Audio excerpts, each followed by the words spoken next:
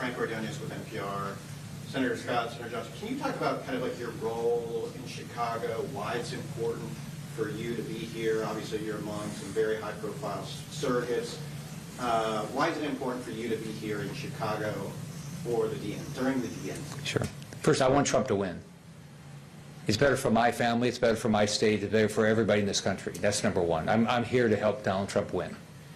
And I'm here with Ron Johnson, two business guys that know the difference between the two.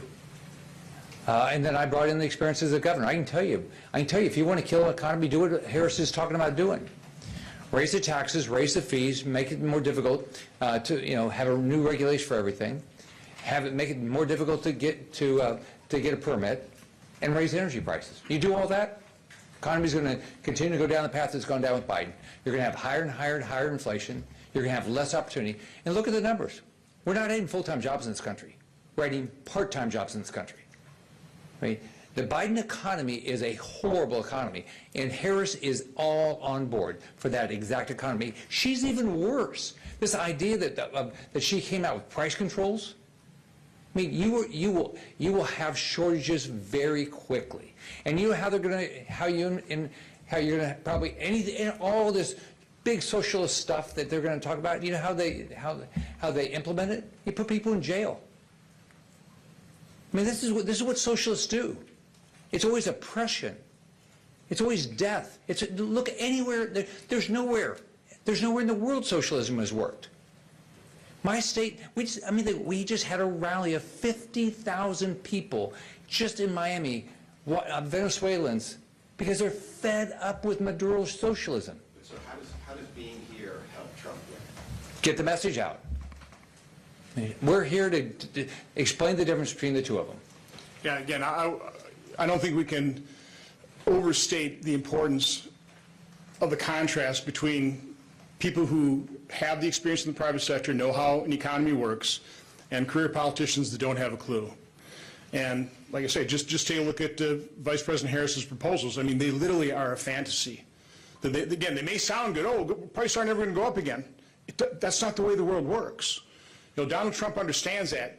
She obviously doesn't. I'd say another reason I'm here is, having been chairman of Homeland Security, I was monitoring the situation at the border for years. Under President Obama. By the way, he sparked this with DACA. That was the first, and that is the proximate cause of all these other subsequent border crises, is his unlawful deferred action on childhood arrivals. But,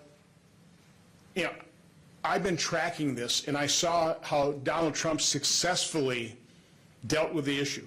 Brought it down from his peak, about 5,000 a day, just for 1 month, down to a little over 500.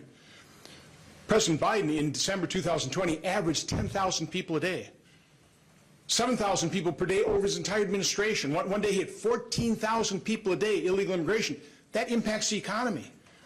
There are reports New York is spending billions of dollars on their illegal immigration problem. Chicago, they can't help. They're spending, I heard that on a news report, $800 million. That's money that's not available for taking care of the citizens in Chicago, in New York City, and this is happening all around the country. So their open border, again, the negative consequences, we'll be feeling those for years, if not decades to come, but they have a very definite economic impact. And particularly for people at the lower end of the income spectrum, people looking for entry-level jobs, they're the ones that are going to be competing with illegal immigrants that are being hired by unscrupulous employers. This isn't good for anybody. Like Senator Scott said, I'm all for legal immigration, tied to our economy, controlled.